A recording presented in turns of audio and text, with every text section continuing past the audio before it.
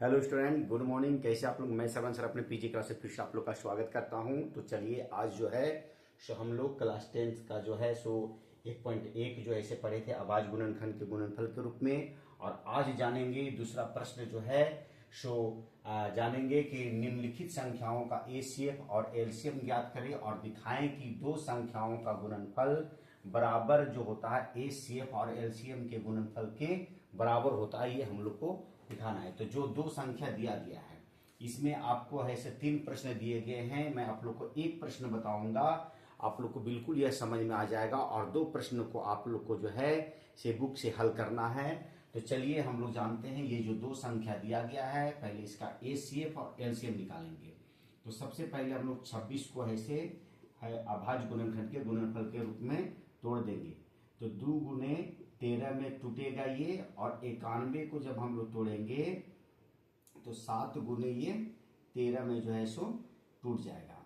तो ये 13 सते 91 होता है। अब इसका एसीएफ निकालेंगे हम लोग। तो एसीएफ जो मिलता है उसी को बोलते हैं हम लोग। तो 13 और 13 जो है इसे हम लोग को ऐसो मिल रहा है, तो हम लोग इसको यहाँ पर 13 लिख देंगे। अब इसका एलसीएम जब निकालेंगे तो सबसे पहले जो मिलता है उसको लिखते हैं, और जो नहीं मिलता है, जैसे 2 भी नहीं मिल रहा, 7 भी, इसको भी इसके साथ हम लोग को गुना करना होता है। तो हम लोग इसको गुना कर देंगे तो ये आ जाएगा 182 आ जाएगा। तो एसीएफ भी निकल गया और एलसीएम भी निकल गया हम लोगों का। अब हम लोग को जो प्रश्न में पूछा जा रहा है कि दो संख्याओं का गुणनफल किसके बराबर होना चाहिए? एलसीएम और एचसीएफ के गुणनफल के बराबर होना चाहिए।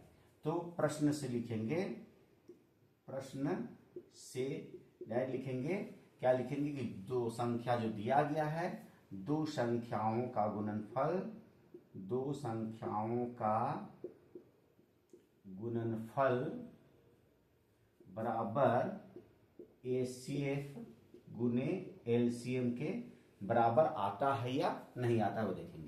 तो दो संख्या हम लोग को क्या क्या दिया हुआ था? तो 26 और 91। तो 26 गुने हम लोग यहाँ पर 91 लिख देंगे। उसके बाद एसीएफ कितना दिया गया है? तो 13 दिया गया है। तो 13 को हम लोग लिख देंगे यहाँ पर एसीएफ में, गुने एलसीएम कितना निकला हम लोग का?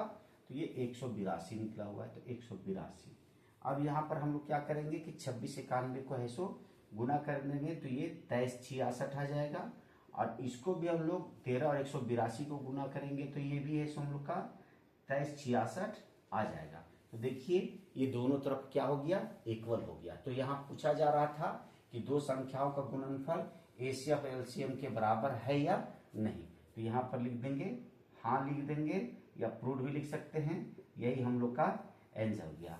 तो उम्मीद है कि आप लोग को जो है से दूसरे प्रश्न का पहला क्वेश्चन जो है से आप लोग को समझ में आ गया होगा। तो यदि आप लोग को समझ में आ गया तो मेरे को लाइक कर दे, शेयर कर दे, और जो बच्चे पहली बार मेरी इस वीडियो को देख रहे हैं मेरे इस चैनल को सब्सक्राइब कर दे, ताकि आने वाले जो प्रश्न को जो है सो हल मैं आप लोग को आसान से बता सकूं और आप मैथ में अच्छे मार्क्स ला सके। तो चलिए फिर मिलते हैं नए वीडियो के साथ। तब तक के लिए have a nice day, take care.